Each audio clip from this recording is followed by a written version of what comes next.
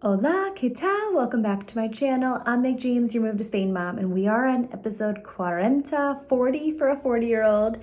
And I want to share today a little bit about some of the hesitations you all have shared with me on the Instagram community on things that would be conveniences that you would miss if you moved from the US to Spain. Now, I get it. We're in year 3, and it is way more convenient day-to-day living in the US than it is Spain. But, there are some things that honestly that people have mentioned that are conveniences that I don't miss at all. Then there's other things that I relate to and I'm like, okay, yeah, it would be a lot easier to parent or to be a wife if I had had this. And so let's jump into it and see. These may be things that you're scared to leave behind in the US too. Let's see if these conveniences would affect you to move to Spain.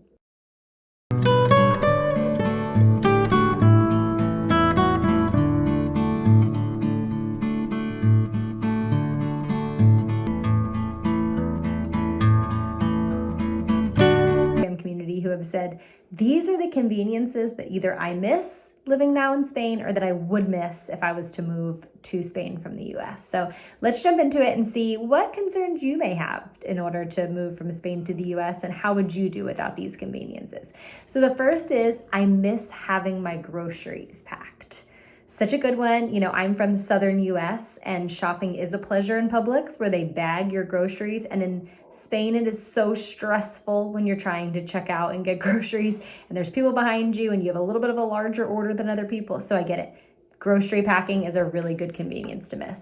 I miss the living space that I had there. Now, we live in a chalet now here in the Malaga area in Estepona, and we have more space. We have bigger rooms. My husband has a dedicated office. We have 2 terraces, so we feel like we have a good amount of space now.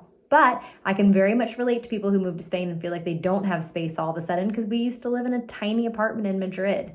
And so I get it. Sometimes living space can be a convenience that in a bigger home in the US is something you don't want to get rid of in order to move to Spain. Okay, I'm reading these. The next one is I would miss my drive-thru coffee. Okay, I know this is a woman living in Madrid, a friend of mine, and it's so true. You cannot just drive through and get a coffee now, right? On the way to school pickup, you would go in your car, you wouldn't get out of your pajamas, and you would drive and get a pickup coffee. Now here in Spain, even if you get a to-go coffee, they're like this big, and so you usually just stay and have an experience, which I like in Spain, but I can understand for convenience, it would be hard to get rid of that drive-through coffee. Okay, the next one, having grass and a garden just right outside of my door. For me, that was something I missed in Madrid. City living had its major perks, but one of the tough things was having a puppy in Madrid.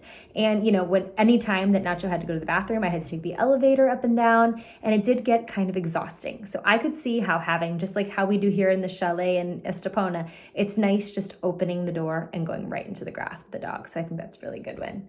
Okay, curbside pickup. Going back to the conveniences of car culture in the US, it's nice sometimes, especially in the rain or in the cold, that you can just make a car pickup order for things you need at Target. They could bring it right out to you and it couldn't be easier. Here, there's really nothing like that. I mean, you can make some orders in advance and get them ready for pickup, but you have to get out of your car, go into the mall and get them, or out of public transportation in Spain and get them. And so it's not as easy, as convenient as it was in the US. So I think that's a really good one too. Okay. Having shops open late. I'll get to the air conditioning one later, but shops opening late is a good one. That didn't affect me a ton in Madrid. I didn't realize this, but people don't like about Madrid that it can be opened every day, like on Sundays as well, or open late.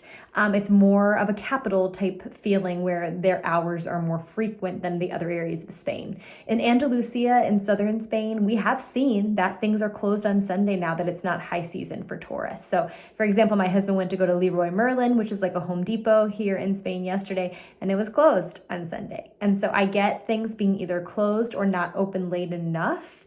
In Estepona during summer days, if you go past 2:30 in the afternoon, so 14:30 here in Spain, you will not be able to go into the store. It'll be closed for the day. You'd have to come back the next day. So hours in Spain are not very convenient, I should say, for the buyer. Efficient banks is such a good one. Banking is so difficult in Spain, and I wish it wasn't the case. We swear by the N26 online bank because you skip the Santander and the in-person bank accounts, and you just feel really good about knowing you can easily get an online bank once you have that Tarjeta de NIA or your NIA number. Efficient banks is true. The customer service in banks in Spain is the pits. You feel more like an annoyance than a customer. In the US, you get a lollipop and a hug when you're a bank customer. Here, I feel like you are more trouble for them. So really good one. A dryer. So this is personal to me. I have actually always had a dryer in Spain to some degree. In Madrid, thank God, because it was so cold and we needed it, we had one of those 2-in-1 dryers that honestly destroyed some of my husband's favorite clothes. So he's not very thrilled with the 2-in-1 dryer, but it was better than nothing, especially in the winter months. We like to hang dry our clothes, but sometimes in the winter in Madrid, it was just not possible for them to dry fast enough. Now here in the Costa del Sol, I do all of my laundry outside and hang dry, but it is nice to have a dryer, a not 2-for-1, just a separate dryer down in our basement here. And I'll use it when it gets cooler or is raining. So I think it's an advantage to have a dryer in Spain. It's very possible. I know a lot of people who have a dryer. If you don't have one, you'll be fine as well. It just will be way less convenient. Okay, Buc-ee's. If you are Spanish here, you may not know Buc-ee's. I've actually only been once myself. But Buc-ee's is a very well-known US kind of convenience grocery slash a gas station sort of, where you can go in and get like merchandise and go shopping. It's almost like a Target with a theme. It's very, very different, very American, very convenient for Americans. It's just a different vibe than Spain. So yes, if you like Buc-ee's, you will not find anything like that in Spain. Okay, the next one, bookstores with English language books. That was a problem for me in Madrid because in Madrid, we could only go into the Centro Comercial and go to Casa del Libro to get some English speaking books for our kids or English textbooks. Here in Estepona, there are more options. There is a San Pedro English bookstore. There's one opening in Estepona. So this one's not as big of a problem for me now. I used to always have my mom when we lived in Madrid and dad bring books for the kids just because they were sick of reading the same ones. And the libraries here aren't great, which we'll get to. So I think that's a good one. Libraries in Spain are lacking, in my opinion. You know, I have gone to some of the best libraries in the US and just been like wowed by the size of them and the assortment and the things in all languages, really, not just English. Here, I feel like both for English and Spanish, the libraries are just okay in Spain. I don't know if it's just less of a library culture. We had an American Institute of, American International Institute in Madrid had a really good library and English options for the kids, which I would go into frequently in Centro Madrid. But yeah, I think libraries are hard to find in Spain, so I think that's a good one. Target. Target is the ultimate convenient market for people to go to pick up not just food for dinner, but you can get some pajama pants while you're there. You can get a new, Wii game while you're there. I mean, you can really get anything you need at Target. So I was never a Target shopper. My husband actually hates it. He hates anywhere like that you can just go in and spend a ton of money, like maybe even a Costco where you just spend a lot of money and you may not have needed everything you got. So we're not Target people, but I understand for some people that not having Target could be a serious like lack of convenience buster for you. Okay, kitchen island. I have had a kitchen island in 2 of our 3 Spain rentals. In Estepona, we have a fairly Americanized kitchen island, and in the Madrid one, we had a very small one. But I can understand if you don't have a kitchen island and you don't have that more Americanized, newer construction in Spain layout, that could be difficult. That's kind of the landing place where everything goes in your kitchen or where you hang out and have breakfast and things. So I can see that being kind of inconvenient not having one. Okay, a lot of people say different kinds of food. So this person's saying access to good Asian food, but I just think in general, you can get some good sushi. We've had some good sushi in Spain, but I actually think Mexican more than Asian. I think there's better Chinese restaurants in like the US. I'm thinking of like the Philly area that we go back to, and we love certain Chinese restaurants there. But Mexican, like what I wouldn't do for just like a really, really good Mexican restaurant here. I haven't had great Mexican. So there are certain types of foods that are conveniences that you will miss. Okay, easy access to just absolutely everything. This is a good overall one because, to be honest, things are harder in Spain. There's more bureaucracy, there's red tape to get anything done. You go into an appointment and you might get it done, you might not, you may have to go back. Here's an example. the other day we had tea appointments to renew our tarjeta de niña for 4 family members now that we're on the digital nomad visa for 3 years. Well, my husband and my son Landon had appointments on one day. They let them both do the appointment. Griffin and I had appointments on different days, maybe the next week, but they wouldn't, even though no one was behind us, let us just do all 4 at one time. We have to go back on these different days. And so I think in some ways, Spain just makes things harder to do in general. Okay, some of the things in the kitchen that people miss: garbage disposals or a big oven, a big walk-in pantry. These are all really good ones. Kitchen layouts are just different here in Spain. Refrigerators are tiny. I think a lot of the American convenience of having a second refrigerator in your garage, which now feels kind of crazy to me that someone would have that much food that they have to put it in a big refrigerator and freezer inside and another one outside. But I guess it's just less of a walking culture to shop more frequently.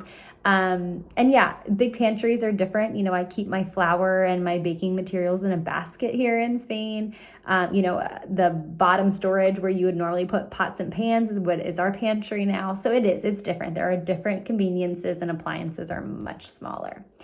Second time I've seen it, but Trader Joe's. I was not a Trader Joe's person in the US, so this isn't something that I personally miss.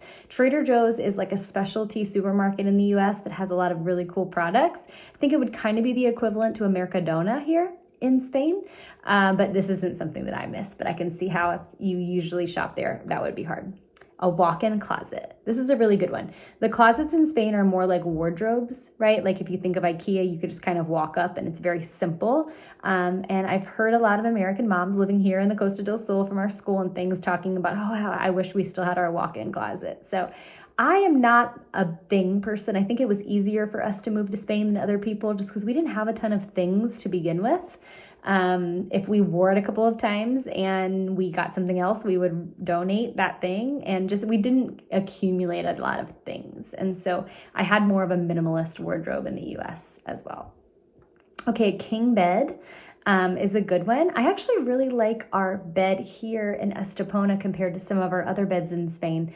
They're very small in Madrid because, the rooms are smaller. In Estepona, we have bigger rooms. And what they've done here is they've put kind of like 2 twins together or 2 doubles together. So it's 2 different mattresses, but then 1 shared comfort topper on top. And it's great because I'm a bit of a roller when I sleep. So I'm not knocking into Logan anymore. He loves that he kind of has his own bed, but we're sleeping next to each other. So I think you can solve the king bed situation if you have a big enough room by kind of combining beds. So that hasn't been a problem to us. Okay, this person says, I miss super cold air conditioning places now in public. So this is something that I disagree with only because I hate how cold air is blasted on people in the US.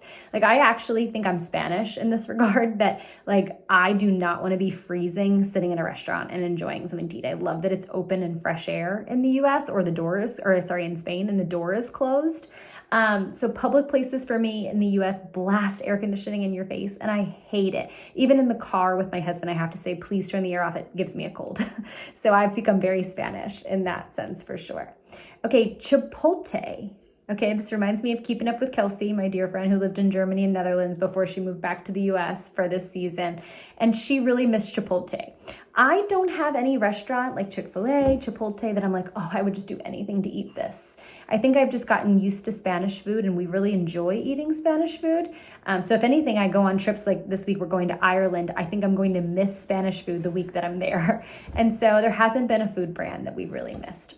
Okay, ceiling fans. This is an interesting one because I've had quite a few mom friends here in Estepona whose homes, their rental homes, come with ceiling fans. So that's definitely more of a thing in southern Spain or the Costa del Sol than it is the rest of Spain. So there are no ceiling fans in Madrid that I've experienced. I think some houses may have installed them, but for the most part, it's not typical. I don't like ceiling fans.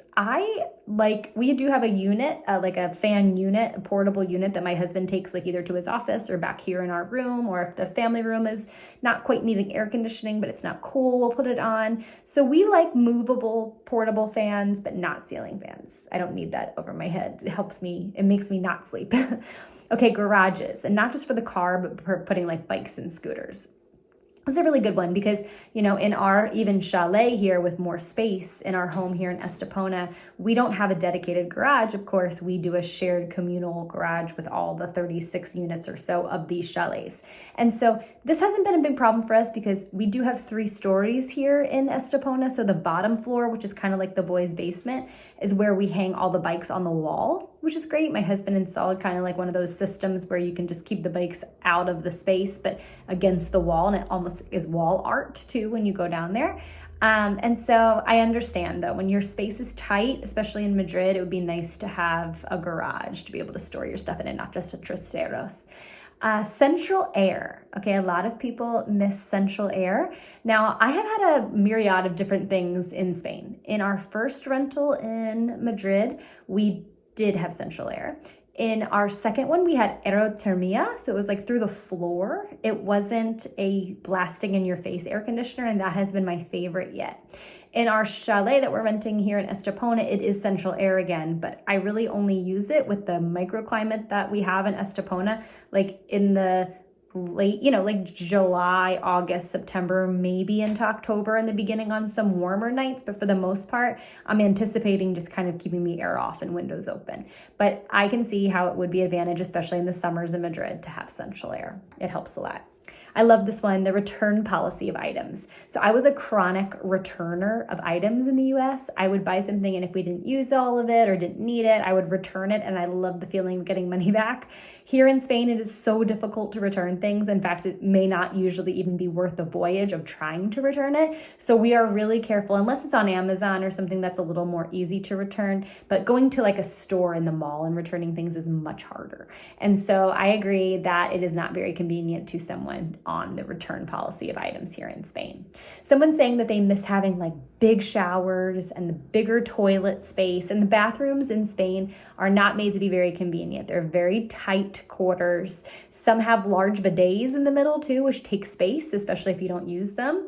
But yeah, the more modern of a home you get, a new construction, the more like Americanized it feels like some of these things are. But I agree, nothing can be like a big shower or bathroom in the US. So those were some of the conveniences that my Instagram community shared that they miss. And the truth of the matter, at least for me, is as we're heading into year 3 living in Spain, we have gotten so used to the lack of conveniences, and we're learning it's okay. To be honest, I feel more inconvenienced when I have to get in my car and do something now in the Costa del Sol. The Costa del Sol, southern Spain, is not as walkable, obviously, as a big city like Madrid. So we have centered ourselves purposely in Cancelada to be able to bike or walk to really all of our school, our after school activities, our CrossFit gym, restaurants, the beach, the river, because we don't want to sit in traffic and have the car culture, go through drive-thrus, or have ready-made foods ready. We are trying to embrace the Spanish culture of just kind of more relaxed, less busy, just this more simple life. And it's really worked well for us. There hasn't been anything that I've thought, besides some bureaucratic processes that are just really frustrating at the time, there hasn't been any material things or day-to-day living things that I've thought, I just can't do this any longer. I miss this in the US. We had a very comfortable farm layout in the US, high-end farmhouse with all the fixings and things. But honestly, the simpler life here has been great for our family. And these conveniences that I don't have are worth the immersion opportunities that we do have here. And so that's just been our story. So I hope if you are someone who is worried about not having conveniences and living in Spain, that some of these responses will help you feel relatable, that yes, there are people that miss these things too, but they're doing just fine here in Spain without them. So I hope that you subscribe to my channel. I'm going to be sharing a lot more about the Costa del Sol and life down here. I'm going to be jumping more into taxes, more into visa process. I am a coach that helps other American families move to Spain, so I would love to help you start your journey to do so. We have so many more topics to cover, more about football and playing paddle down here in Spain, school, American curriculum, just a bunch of topics that I'd love to help be your move to Spain mom and talk about. So ciao for now, and we'll talk soon. Hasta pronto.